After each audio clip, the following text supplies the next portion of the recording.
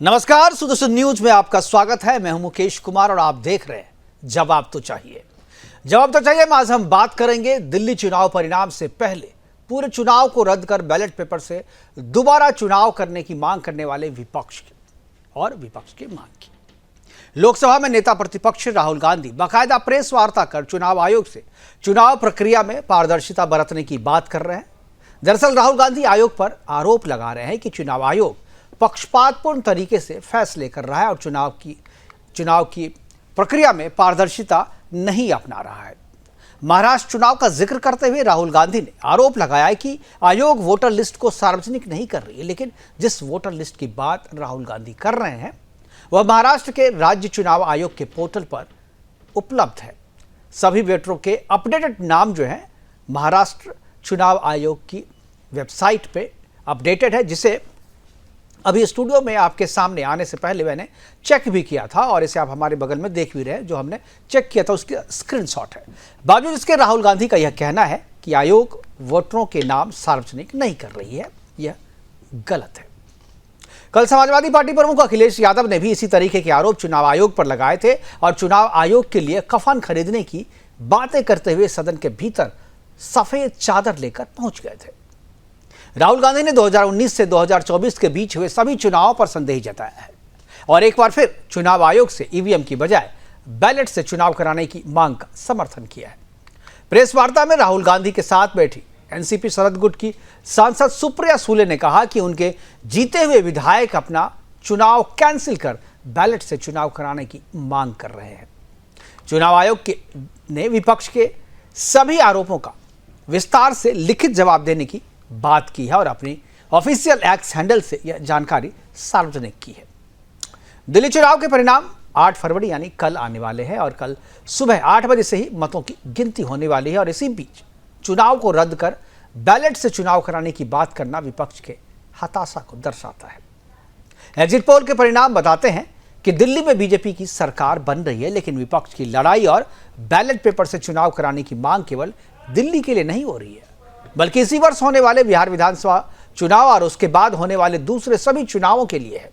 आज अपने प्रोग्राम में हम चर्चा करेंगे कि क्या चुनाव आयोग पर पक्षपात करने का आरोप विपक्ष की हताशा है, क्या ईवीएम की बजाय बैलेट से चुनाव करवाने की बात करना तर्कपूर्ण है, क्या बार बार चुनाव आयोग जैसे संवैधानिक संस्था पर आरोप लगाना लोकतंत्र का अपमान है।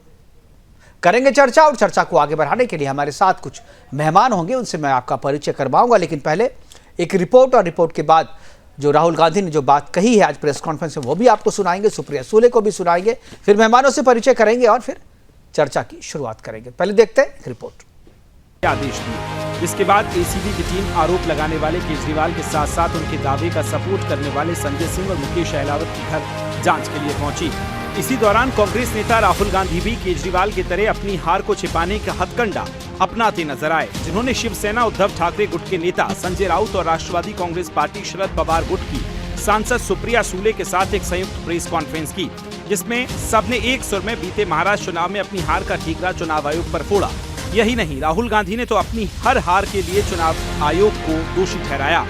सुप्रिया सूले ने तो बैलेट पेपर से दोबारा चुनाव कराने की मांग कर दी।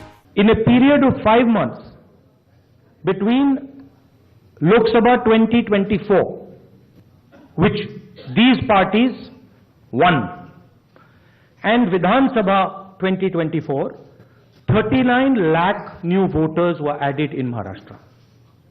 Now the question is, why are more voters being added in 5 months after the Lok Sabha election? अगर इस देश का चुनाव आयोग जिंदा है, उनका जमीर मरा नहीं है, तो जो प्रश्न राहुल जी ने चुनाव आयोग को पूछे हैं उनका जवाब चुनाव आयोग ने देना चाहिए। उनको जो वोट पड़ने चाहिए वो नहीं मिले हैं, तो वो फिर से जीते हैं, फिर भी री इलेक्शन चाहते हैं और कह रहे हैं कि बैलेट पे लिया जाए। आज महज एग्जिट पोल से एसीबी की टीम यहाँ पर बैठी हुई थी। जब वो आए उनके पास ना कोई स्टैम्प थी, ना कोई पेपर था, ना कोई नोटिस था और ना उनके पास कोई इंस्ट्रक्शंस थी। जिस तरीके से उन्होंने ऊपर से इंस्ट्रक्शंस ली और 1.5 घंटा लग गया उनका। देखिए, पहली बात तो ये है कि भारतीय जनता पार्टी इस देश की सबसे महाभ्रष्ट पार्टी है। भारतीय जनता पार्टी विधायकों को खरीद फरोख्त करने वाली, तोड़फोड़ करने वाली पार्टी है। भारतीय जनता पार्टी सीना ठोक के ऑपरेशन लोटस चलाने वाली पार्टी। ऐसे ये भाजपा की हार की बौखलाहट दिख रही है आपको। ये फड़फड़ाता हुआ दिया एक बार फिर से अरविंद केजरीवाल जी पे किसी तरह ट्रबल करना चाहता है उनको हारने से पहले। ये कल के नतीजे दिखा रहे हैं आपको। एसीबी की टीम के पास ना कोई लीगल नोटिस है, ना उनके पास कोई स्टैंप है, जहां तक मेरी जानकारी है कोई कागजात नहीं है उनके पास। यहाँ बैठे हैं संजय सिंह जी, वो एसीबी के दफ्तर में है। हम देखिए, अरविंद केजरीवाल और आम आदमी पार्टी पिछले 10 सालों में नए नए और इनोवेटिव झूठ डेवलप करने की मशीन बन गए हैं। रोज एक नया झूठ वो डेवलप करते हैं, क्योंकि हमने देखा है 10 साल में उन्होंने कभी भी किसी भी फेल्योर की जिम्मेदारी ली नहीं है। अब जब वो दिल्ली विधानसभा का चुनाव हार रहे हैं तो वो इस खेल में आज से और अभी से जुट गए हैं। आज उन्होंने आरोप हमारे ऊपर लगाया है, कल वो ईवीएम पर आरोप लगाएंगे, परसों चुनाव आयोग पर आरोप लगाएंगे और फिर ना मालूम किन किन पर आरोप। बड़ी सीधी सी बात है। राहुल गांधी जी ने जो कहा है वो विथ फैक्ट्स, फिगर, तथ्यों के साथ कहा है कि 5 साल में तो 30 लाख वोट बढ़ते हैं और 4-5 महीने में 39-40 लाख वोटर बढ़ जाते हैं। ये संख्या लगभग हिमाचल प्रदेश के वोटर के आसपास। राहुल गांधी जी अचानक जागते हैं। उनकी बड़ी पार्टी है, राष्ट्रीय पार्टी है, लगातार काम करें। उनके लोग ग्राउंड पर जाकर कौन सी वोट बन रही है, कौन सी वोट कटवानी है। भारतीय जनता पार्टी के कार्यकर्ता भी लगातार अपने नेताओं के नीति निर्देश के अनुसार जमीन पर रहते हैं। तो राहुल गांधी जी चुनाव को सीरियसली लेते ही नहीं है। मुझे लगता है उनकी पार्टी के लोगों को भी उनसे बहुत शिकायत होगी। देखिए, वोटर्स कहाँ से आए, वोटर कहाँ आए, किसका नाम काटा, इसका सारा जवाब इलेक्शन कमीशन ने दिया हुआ है, इसलिए उसका अलग से जवाब देने की कोई आवश्यकता भी नहीं है। राहुल गांधी एक प्रकार से कवर फायरिंग कर रहे हैं, क्योंकि उनको पता है 8 तारीख को दिल्ली के रिजल्ट के बाद उनकी पार्टी का दिल्ली में नामो निशान समाप्त होने वाला है। इसलिए उस दिन क्या बोलना और किस प्रकार से नया नैरेटिव तैयार करना, इसकी प्रैक्टिस वो कर रहे हैं। मैंने बार बार ये कहा है कि जब तक वो आत्मचिंतन नहीं करेंगे और केवल अपने मन को झूठी बातें बोलकर अपने मन को बहलाने का प्रयास करेंगे, तब तक उनकी पार्टी का रिवाइवल नहीं हो सकता, कांग्रेस का रिवाइवल नहीं हो सकता। राहुल गांधी अपनी हार का आत्मचिंतन करे। तो विपक्ष एक नया नैरेटिव जो है वो गढ़ने की कोशिश में लगा हुआ है और चुनाव से ठीक पहले कहते ये कत्ल की रात है, ये आखिरी रात है, यही रात, बाकी यही रात भारी। कल सुबह 8 बजे से जो है मतों की गिनती शुरू होनी है। 6 बजे से सुदर्शन न्यूज़ पर लगातार हम उसका एनालिसिस दिखाएंगे और एक जहाँ वोटों की गिनती होगी उन जगह पे से भी आपको लगातार लाइव दिखाएंगे और जो बातें आज जो आरोप लगाए जा रहे हैं उन सभी आरोपों के जवाब भी कल आपको मिल जाएंगे। हालांकि चुनाव आयोग ने राहुल गांधी के सवालों का या उनके जो आरोप थे उनका जवाब वो लिखित में देने की तैयारी कर रहा है और उसे सार्वजनिक तौर पे अपने एक्स हैंडल से पोस्ट करके उन्हें बता भी दिया गया है। हालांकि इससे पहले भी जवाब दे दिए गए हैं और जो सवाल वोटर लिस्ट की बात उन्होंने की है वो ऑलरेडी जो है वेबसाइट पर पड़ी हुई है, कोई भी देख सकता है। करेंगे चर्चा की शुरुआत और हमारे साथ जो मेहमान हैं उनसे मैं परिचय आपका करवा दूं। हरगोविंद अरोड़ा जी हैं बीजेपी के प्रवक्ता के तौर पे और रमाकांत पटेल जी हैं नेता आम आदमी पार्टी के, लक्ष्मीकांत जी हैं प्रवक्ता कांग्रेस और अविनाश सिंह है राजनीतिक विश्लेषक के तौर पे। सभी मेहमानों का स्वागत है और चर्चा की शुरुआत जो है मैं कांग्रेस के प्रवक्ता से करना चाहूँगा, लक्ष्मीकांत जी से। लक्ष्मीकांत जी, ये जो आरोप आज लगाया गया है, जो वोटर चुनाव आयोग पे आरोप लगाया गया है और रिजल्ट के एक दिन पहले लगाया गया है, क्या इसे विपक्ष की हताशा मानी जाए? क्योंकि जो बात कही जा रही है राहुल गांधी के द्वारा वो तो ऑलरेडी वेबसाइट पे है और चुनाव आयोग ने पहले भी इस बात को साफ कर दिया है कि वोटर लिस्ट में क्या क्या गड़बड़ी थी। बहुत सारे सवाल आप लोगों ने पहले भी पूछे थे, तो ये आज रिजल्ट के एक दिन पहले ये बात पूछने का क्या आशय क्या है? जहाँ तक आपने प्रश्न किया, मैं आपको बता दूं कि जवाब पूछने जाते, सवाल पूछे जाते हैं, बिल्कुल पूछे गए हैं, लेकिन एक बात तो तय है कि चुनाव आयोग ने आज तक भी किसी एक भी सवाल का सही ढंग से कोई जवाब दिया नहीं।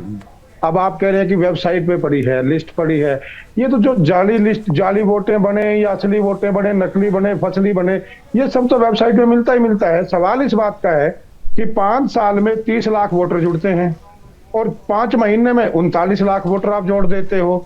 ये कौन सा पैमाना, कौन सा मापदंड है, इसकी क्या जवाबदेही है? कहाँ से आए, कैसे आए, किस तरीके से आए, किस तरीके से जोड़े गए, कहां से वो लोग आते हैं, कहां से एकदम, मतलब 5 महीने में महाराष्ट्र में ऐसा क्या तूफान आ गया कि पूरे हिंदुस्तान के लोग छोड़ के क्या महाराष्ट्र में आकर के बैठ गए हैं? सवाल इस बात का है। वेबसाइट होना ना होना एक अलग मामला है, वेबसाइट में तो चलता रहता है मामला, कोई भी चीज है। देखिए, गुनाह भी होता है तो वो भी कहीं ना कहीं जस्टिफाई तो लोग करने का प्रयास करते हैं ना। कोई भी जो कोई भी व्यक्ति होता है, एक आदमी चोरी कर लेता है, वो अपनी चोरी को भी कोर्ट में जस्टिफाई करने का प्रयास करता है। ये मामला बाद में आता है कि वो जस्टिफाई हो पाता है या नहीं हो पाता है।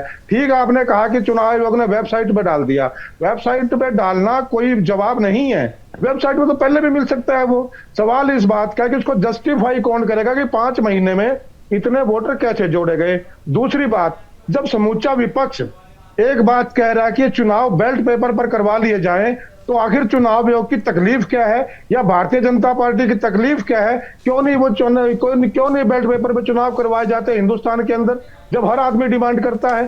तो बात यह है कि देखिए, जिन देशों से ये पैटर्न चल कर के आया था ईवीएम का, उन देशों में तो ये ईवीएम का मामला खत्म हो चुका है, वहां तो बैलेट पेपर से चुनाव हो रहे हैं। तो फिर हिंदुस्तान में ऐसी क्या नौबत है जब पूरा देश ईवीएम की शुरुआत भी तो आप ही लोगों ने की थी ना? अरे साहब, एक चीज में कोई गलत, आप ठीक है ना, एक चीज अच्छे के लिए बनाई जाती है, लेकिन बाद में उसका मिसयूज भी तो हो सकता है। कांग्रेस ने अच्छे के लिए एक चीज लेकर के आए, लेकिन जब ये लगा कि अब आज के टाइम में लग रहा है कि इसकी जरूरत नहीं है और इससे घोटाले ज्यादा हो रहे हैं, लोग सेटिस्फाइड नहीं है, वोटर सेटिस्फाइड नहीं है।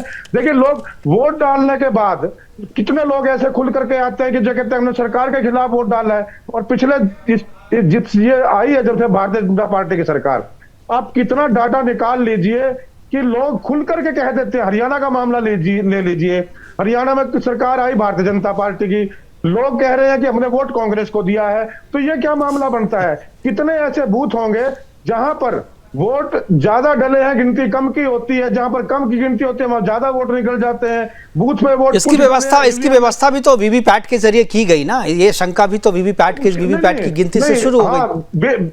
बिल्कुल की गई, लेकिन कितनी होती है? एक बूथ में 5 पर्ची की गिनती होती है एक बूथ के ऊपर।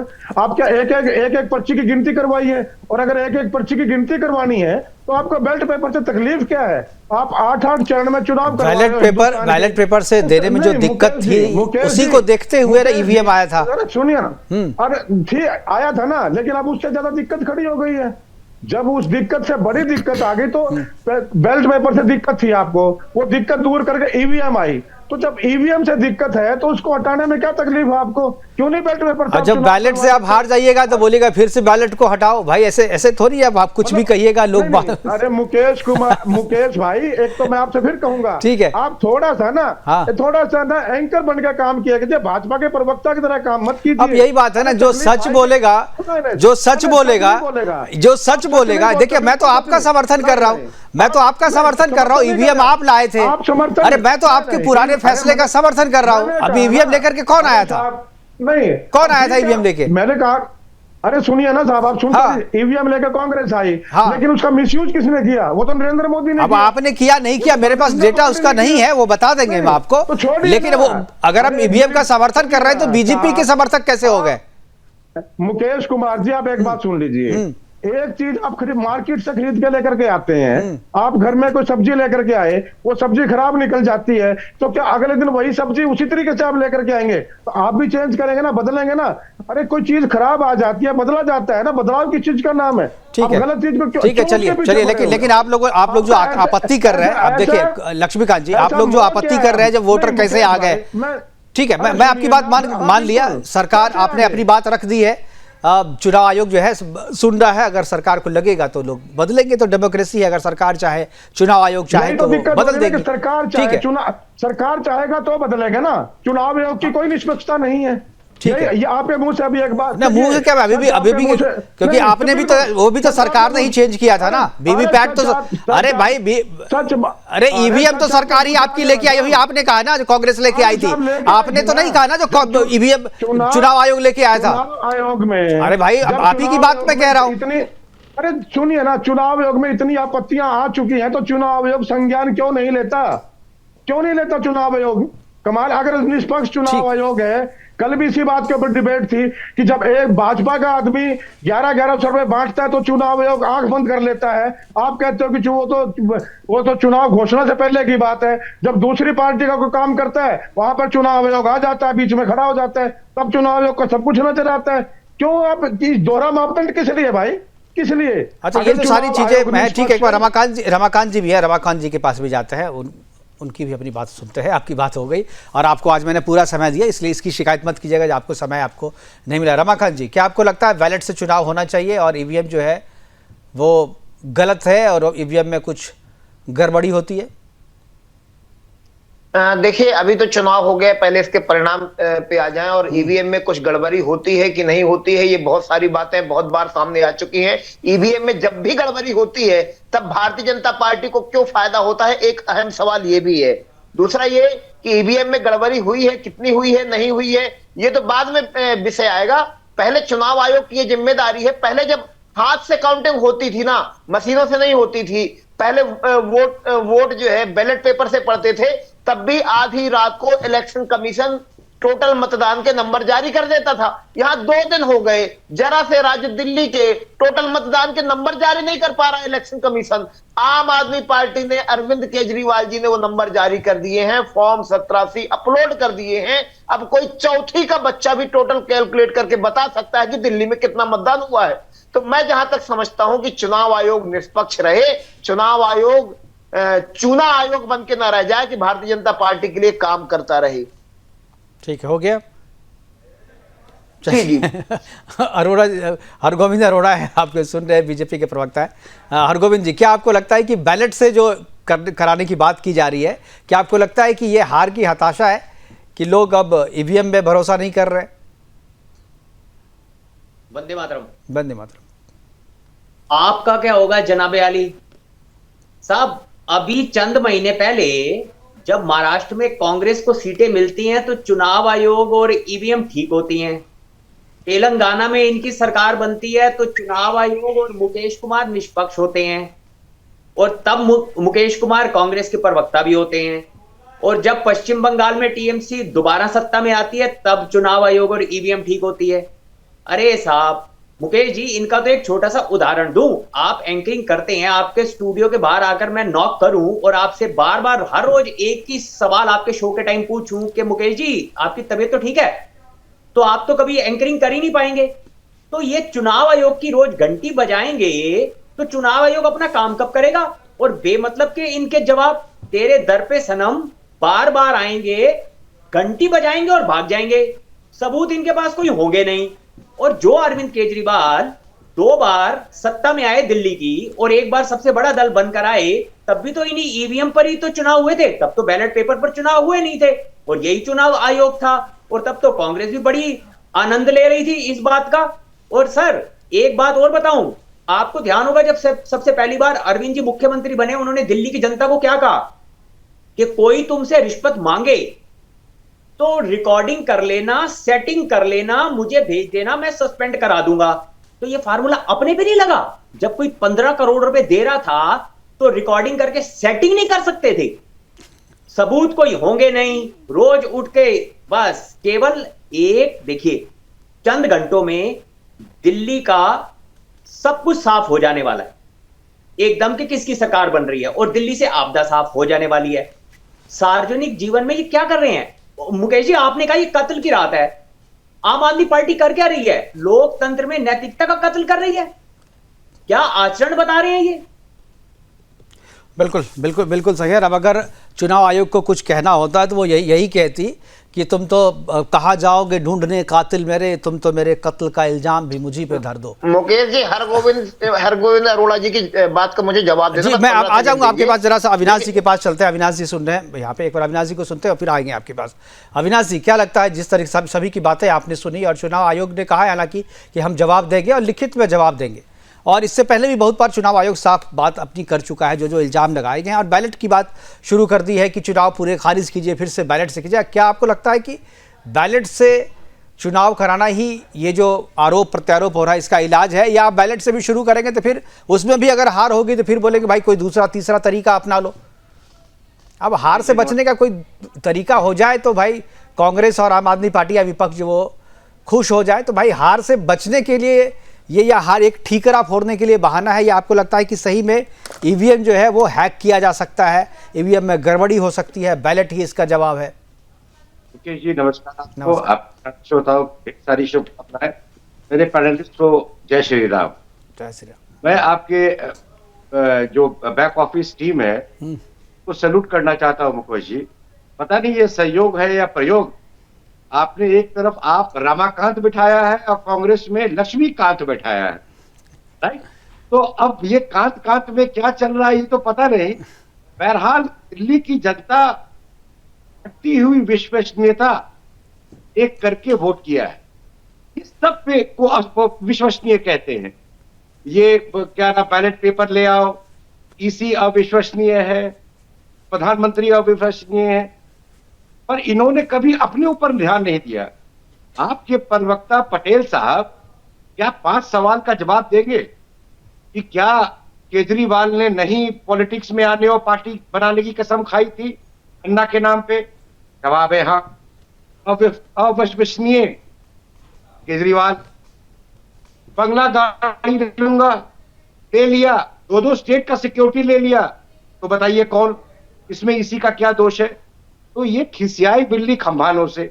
वही हाल है लक्ष्मीकांत के कांग्रेस का। 50 साल से जो पार्टी देश की सबसे पुरानी पार्टी रही, उसने इतना अपने अंदर विश्वास को घटा लिया है और जनता में उसका इतना विश्वास घट गया है 90 के दशक से कि पहले रीजनल पार्टी बनी और वो रीजनल पार्टी कांग्रेस को खत्म कर दिया, और ये झूठ मूठ का झाल बजाते हैं। आप ये बताइए, 6 महीने पहले इस इलेक्शन कमीशन ने खुलेआम सबको बोला कि मैं मशीन सामने रख रहा हूं, करके दिखा दो। कई पिटीशन सुप्रीम कोर्ट में पड़े, 3 बंद लिफाफा से लेके हर तरह की डॉक्यूमेंट दी गई। इसी के कर्मचारी अपने पूरे के पूरे मशीन को सुप्रीम कोर्ट में ले जाके उन्होंने डेमोन्स्ट्रेट किया। इनकी हिमाकत देखिए, इनकी औकात देखिए कि जो कॉन्स्टिट्यूशन बचाने की बात करते हैं वो कॉन्स्टिट्यूशनल बॉडी पे कैसे अटैक करते हैं। यही है सोरस टूल किट, ये है सोरस टूल किट कि हर आदमी, हर इंस्टीट्यूशन को अविश्वसनीय घोषित करो। प्रधानमंत्री को पहले करते थे, को मरने मारने की बात करते थे, जब इलेक्शन होता है तो इसी पे चले आते हैं, इलेक्शन खत्म हो जाएगा तो ये फिर उत्तेजित करेंगे स्टूडेंट को, फार्मर को, और गरीबों के नाम पे और जात के नाम पे देश को बांटेंगे। तो इनको ये पता नहीं है कि इनकी अविश्वसनीयता अब देश ने देख लिया है। अंग्रेजी में कहावत है that you cannot fool everybody every time। Kejriwal ने ये काम 10 साल तक बखूबी किया है, पर उसी अंग्रेजी ने एक और कहावत है कि लोगों को बेवकूफ बनाना बहुत मुश्किल है, उससे भी ज्यादा मुश्किल है बेवकूफ बने हुए लोगों को ये बताना कि तुम बेवकूफ बन रहे हो। भाजपा ने ये काम बखूबी किया है, भाजपा की मशीनरी ने ये काम बखूबी किया है, जमीन पे उतर के काम किया है। कांटे की लड़ाई में भाजपा इस पर आगे जाती हुई नजर आ रही है। भाजपा की सरकार बनेगी, कांग्रेस का कोई नुकसान नहीं होगा, पहले भी 0 पे थी, आज भी 0 पे रहेगी। ठीक है, चलिए रमाकांत जी के पास चलेंगे, फिर लक्ष्मीकांत जी के पास आएंगे। रमाकांत जी कहिए, आप जो कहना था आपको। देखिए, मैं बिल्कुल भाजपा प्रवक्ता के पहले जवाब दे दूं। इन्होंने कहा कि रिकॉर्डिंग करना सिखाए थे और रिकॉर्डिंग नहीं किए, तो भारतीय जनता पार्टी के प्रवक्ता पता नहीं कौन से ग्रह से आए हैं, उनको पता नहीं है कि व्हाट्सएप कॉल पे रिकॉर्डिंग नहीं होती है, उनको पता नहीं है। देखिए, एक मिनट अविनाश जी बीच में, अविनाश जी और हरगोविंद जी, अविनाश जी, हरगोविंद जी प्लीज, हरगोविंद जी मैं आ जाऊंगा आपके पास, आपको जवाब देने का पूरा टाइम दूंगा मैं। हरगोविंद जी बीच में मत बोलिए। और अगर इनकी इतनी सीटें आ रही है, अगर भाजपाइयों की इतनी सीटें आ रही हैं, तो क्यों भैया 15 करोड़ रुपए लेकर के क्यों घूम रहे हो? हमारे वालों को मंत्री बनाने का लालच क्यों दे रहे हो? अरे अपने वालों को ही मंत्री बना लो, अपने वालों को ही बना लो। अविनाश जी प्लीज, अविनाश जी आपका टर्म आएगा तो बोलेंगे आप, प्लीज अविनाश जी। हरगोविंद जी मैं म्यूट करना पड़ेगा मुझे, प्लीज। इनको ये दिखाई देता है, इनको ये दिखाई देता है कि अरविंद केजरीवाल जी ने कहा था राजनीति में नहीं आएंगे। ठीक है, इनको ये दिखाई नहीं देता है कि किसने कहा था कि है हिम्मत तो राजनीति में, किसने कहा था, किसने कहा था? अविनाश जी है याद कि नहीं? भूल गए आप लोग? कि है हिम्मत तो राजनीति में, आकर के दिखाए एक आम आदमी राजनीति में और सुपड़ा साफ करके दिखाया तुम दोनों का। तो हम वो लोग हैं।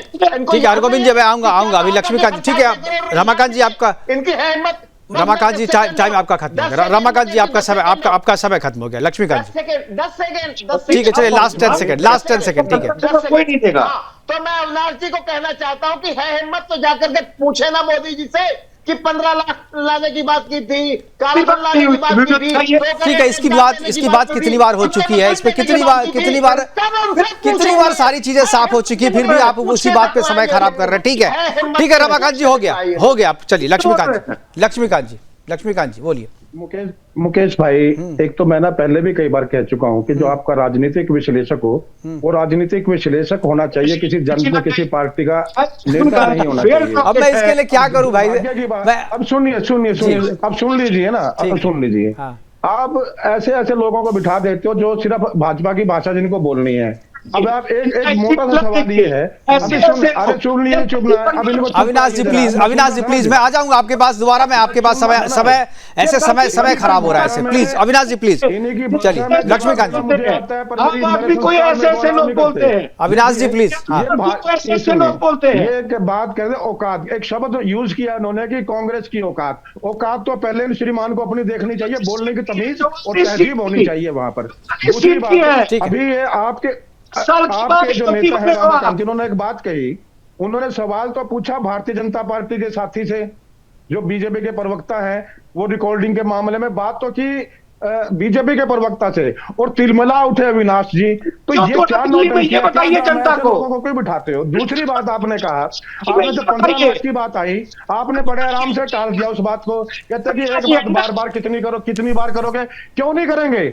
नहीं कितनी बार सफाई, इसकी बात, ये बात जो है कितनी बार साफ हो चुकी है, जो कि एक गलत आरोप है। हम चर्चा कर रहे हैं कि ईवीएम को हटा करके बैलेट बॉक्स से यार बैलेट पेपर से चुनाव कराने की मांग विपक्ष जो कर रहा है। और आज राहुल गांधी जी ने निष्पक्षता पे सवाल उठाया है चुनाव आयोग की, और इसी पे हम चर्चा कर रहे हैं। हमारे मेहमान, हमारे पैनलिस्ट हमारे साथ बने हुए। लक्ष्मीकांत जी के पास वापस चलेंगे। लक्ष्मीकांत जी अपनी बात पूरी करें तो फिर हम हरगोविंद जी के पास आएंगे। जी मैं बड़े आराम से एक बात कहना चाहता हूं मुकेश भाई, आप ना जब कोई भाजपा पे बात आती है आप तभी एक बात कह देते हो कि ये तो कई बार चर्चा हो चुकी है। मेरा सवाल है कि 15 लाख पे चर्चा हुई तो क्या जवाब आज तक आया है?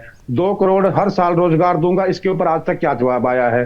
30 रुपए 35 रुपए पेट्रोल डीजल मिलेगा, इस बात में आज तक क्या जवाब आया है? महंगाई कम हो जाएगी, इस बात पर आज तक क्या जवाब आया है? महिलाओं की अस्मिता पर हमला नहीं होगा मणिपुर के अंदर। हरगोविंद जी जवाब दे देंगे आपको। सुनिए पहले आप सुनिए ठीक है ना। मणिपुर के अंदर एक आदमी पुर्तगाल पता नहीं कहां के दूसरे देशों में जाके तो रूस का युद्ध बंद करवा सकता है, लेकिन मणिपुर की हिंसा नहीं रुकवा सकता। देश का प्रधानमंत्री मणिपुर नहीं जा सकता, महिलाओं को उत्पीड़न बंद नहीं हो सकता। इस बात पर क्या जवाब आया है? चलिए ठीक है, चलिए आपको रिमाइंड करवा दिया जाता है। हरगोविंद जी रिमाइंड कराइए। जवाब कितनी बार है? ठीक है, आप जो बार-बार रोक देते हैं, भाजपा पे एक प्रश्न उठा तो आप रोक देते हैं। मैं भाजपा के, क्योंकि मैं इसलिए बोलता हूं क्योंकि मैं हर एक डिबेट में रहा हूं, हर एक बार जो जवाब आया है उस पर मैंने डिबेट किया हुआ, इसलिए मुझे पता है, इसलिए मैं पता है मैं भी बोल सकता हूं, लेकिन मैं आपको हरगोविंद जी से बुलवाता हूं। ठीक है, सब चीज का जवाब आ गया है। आप लोग सुनना नहीं चाहते, आप लोग याद रखना नहीं चाहते। आप मणिपुर की बात करते हैं, जो वहां करवा रहे हैं, मणिपुर हिंसा की बात करते हैं, लेकिन हिंसा के पीछे खड़े लोगों की बात आप नहीं करते। ठीक है, चलिए गोविंद जी, हरगोविंद जी जवाब दे दें इन्हें। ठीक है, अगर उसके पीछे हो गया सवाल, आपने पूछ लिया, अब जवाब ले लें आप लक्ष्मीकांत जी।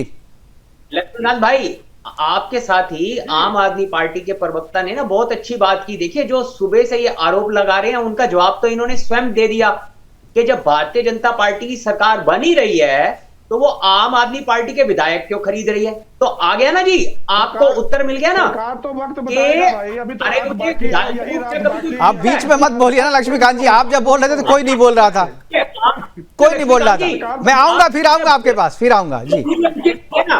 नहीं, आप सुनने का धैर्य अविनाश जी आ रहा हूँ आपके पास, इसके बाद आपके पास आ रहा हूँ जी। और आप आज की रात जितना मर्जी बोल लीजिए, कल तो जब शून्य पर होंगे ना, तब आपकी आवाज सुनने को सारा देश तरस जाएगा। अब धैर्य से सुनिए जी। हारे हुए प्रत्याशियों को कोई क्यों खरीदना चाहेगा?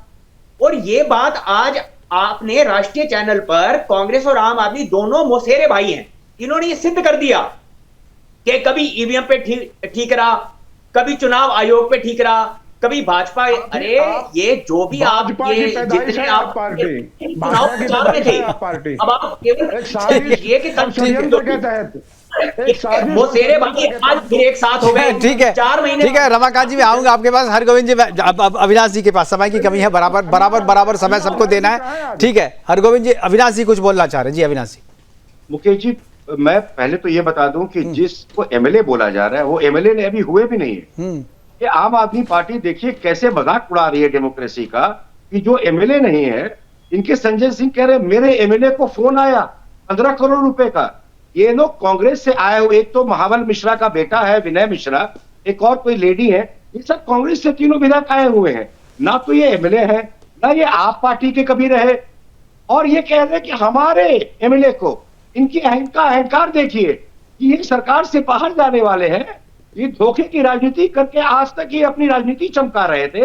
जमुना के नाम पे झूठ बोला, बच्चों का झूठी कसम खाए, तार कर दिया दिल्ली के स्टेटस को, कैपिटल के स्टेटस को, और अब ये झूठ कह रहे हैं। मैं बिल्कुल वाजिब बात कह रहा था अपने दर्शकों को, ये गुजरात में कह रहे थे आईबी की रिपोर्ट है कि हमारी सरकार बनने वाली है, जमाना जब तो क्या। हरियाणा में ये कह रहे थे हम सरकार बनाएंगे, मदद करेंगे सरकार बनाने में, जमाना जब्त हो गया। जिसने क्रेडिबिलिटी लूज कर दी हो, जो व्यक्ति जेल से लौटा हो, जिसकी पूरी कैबिनेट जेल काट के आई हो, उसके प्रवक्ता को मुंह काला करके चुप रहना चाहिए ऐसी बातों पे जब क्रेडिबिलिटी की बातें हो। मैं ये मुंह काला करने का मतलब मैं मुहावरेदार शब्द यूज कर रहा हूं, आपको बूट पॉलिश लगाने की जरूरत नहीं है। ये बात तय है कि बाप का घड़ा भर गया और ये इनका घड़ा फूटने वाला है।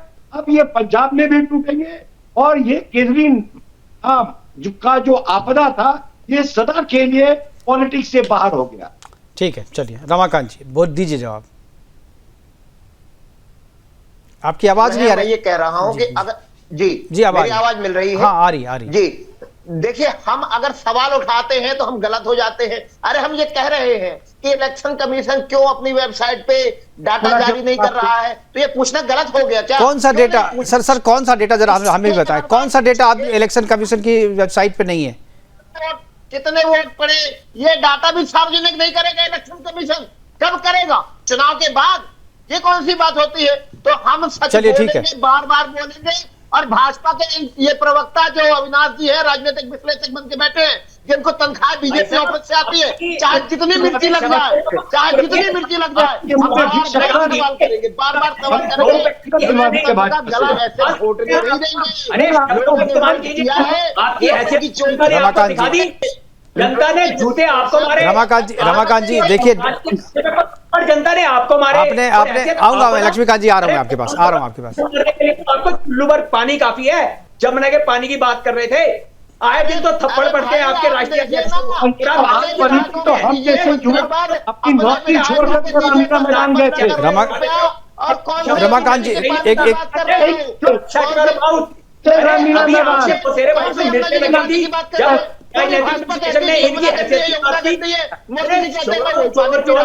भाई आए हैं ये दिखाने की क्या रे लोकतंत्र की ऐसी कर रहे हो आप, चुनाव लड़ने की हैसियत नहीं है।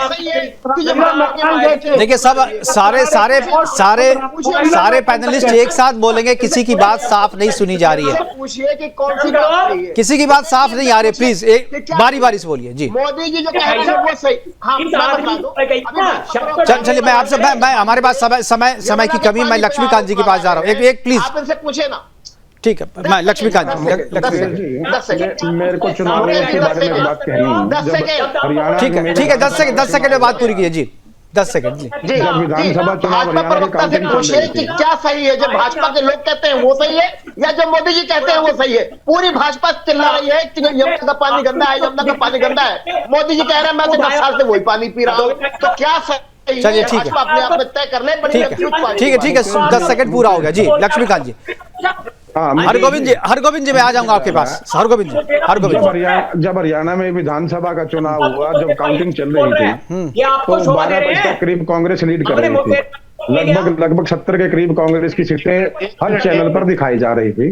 फिर अचानक 1 बजे चुनाव आयोग की वेबसाइट गायब हो जाती है और करीब 1.5 घंटे बाद चुनाव आयोग की वेबसाइट चलती है। उस वक्त भाजपा सबसे आगे निकल जाती है। नहीं, ये तो आप गलत कह रहे हैं सर। हमारे यहाँ तो कभी ऐसा नहीं हुआ, हम लोग लगातार चुनाव आयोग की वेबसाइट खोल के बैठे हुए थे। नहीं, ये तो तभी ये आप हमारे यहाँ तो चल रहा था मुकेश जी। नहीं, हम भी देख रहे थे, हमारे यहाँ देख रहे थे भाई।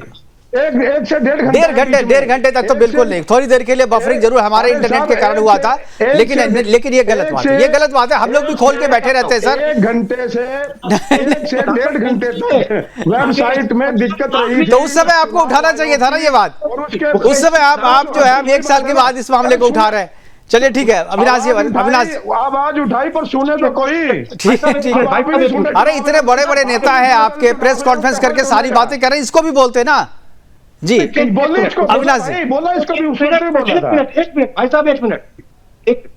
जी मैं पूरे शिद्दत से जनता को याद दिलाना चाहता हूं, आपके प्रवक्ता और कांग्रेस के प्रवक्ता को याद दिलाना चाहता हूं कि मोदी जी ने भाजपा के ऑफिस से महाराष्ट्र के नांदेड़ सीट को जीती हुई घोषित कर दी थी, और जब सवेरा हुआ तो नांदेड़ की सीट भाजपा हार गई। बिल्कुल 1100-1500 वोट से। इनको शर्म नहीं आती है मोदी और इसी पे इल्जाम लगाते हुए? से बात करें यार, काम कर रही होती। बिल्कुल देखिए भाई, व्यक्तिगत आक्षेप जो है बिल्कुल जरा भाषा का संयम रखें आप लोग। हमारे पास समय की कमी है, प्रोग्राम को वाइंड अप करने के लिए कहा जा रहा है। लेकिन कल जो है, कल काउंटिंग है, कल रिजल्ट आ जाएगा। जो भी बहसबाजी हो रही है, जो भी एक दूसरे पर आरोप लगाए जा रहे हैं, वो कल जो है 11-12 बजे तक जो है बिल्कुल साफ हो जाएगा कि किसकी सरकार बन रही है। और सुबह 6 बजे से लगातार सुदर्शन न्यूज पे आप हर एक काउंटिंग सेंटर से अपडेट हम आपको देते रहेंगे, आपको बताएंगे। और जिस वेबसाइट पे आज इल्जाम लगाया जा रहा है हरियाणा में, वो वेबसाइट खोल करके हम लोग रखते हैं और उसी के जरिए अपडेट आपको बताते हैं। और हमारे जो अपने इनपुट्स होते हैं उसके जरिए भी आपको अपने स्क्रीन पर जो है अपडेट लगातार बताते रहते हैं। कल सुबह 6 बजे से लगातार हम रिजल्ट जो है वो आपको अपडेट करते रहेंगे और काउंटिंग सेंटर से सीधा लाइव भी आपको दिखाते रहेंगे। तो आज के लिए इतना ही, दीजिए इजाजत, नमस्कार।